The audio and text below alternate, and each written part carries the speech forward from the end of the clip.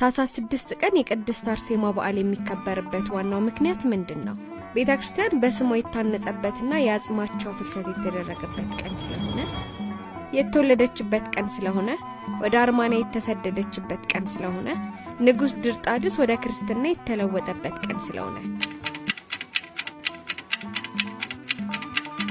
ቤተክርስቲያን በስሟ የታነጸበትና የአጽማቸው ፍልሰት የተደረገበት ቀን ስለሆነ። ስለ ቅድስት አርሴማ ሁሉም ክርስቲያን ሊመልሳቸው የሚገባ 10 ጥያቄዎች።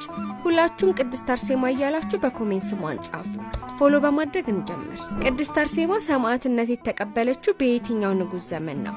ቆስጠንጢኖስ፣ ዲዮቅልጥያኖስ፣ ድርጣድስ፣ ቴዎዶሲዮስ? ዲዮቅልጥያኖስ። ቅድስት አርሴማ በድንግልና ለመኖር ስትወስን ከጓደኞቿ ደናግል ጋር የሸሸችው ወደ የትኛው ሀገር ነው? ሮም፣ ግሪክ፣ አርማንያ፣ ኢየሩሳሌም? አርማንያ።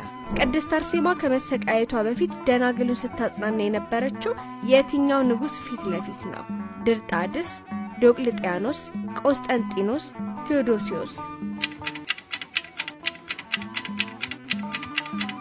ድርጣድስ። ቅድስት አርሴማና ደናግሉ ሰማዕትነት የተቀበሉበት ቀን በኢትዮጵያ ኦርቶዶክስ ተዋሕዶ ቤተክርስቲያን ስንክሳር መሰረት የትኛው ነው?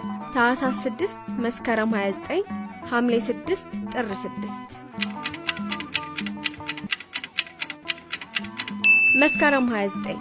ቅድስት አርሴማን ጨምሮ ሰማዕትነትን የተቀበሉ ደናግላን ብዛት ስንት ነበሩ? 75፣ 39፣ 27፣ 119? 27። ንጉስ ድርጣድስ ቅድስት አርሴማን ካሰቃየ በኋላ ምን ደረሰበት? ወዲያውኑ ሞተ? ከባድ ህመምና መታወክ ደረሰበት?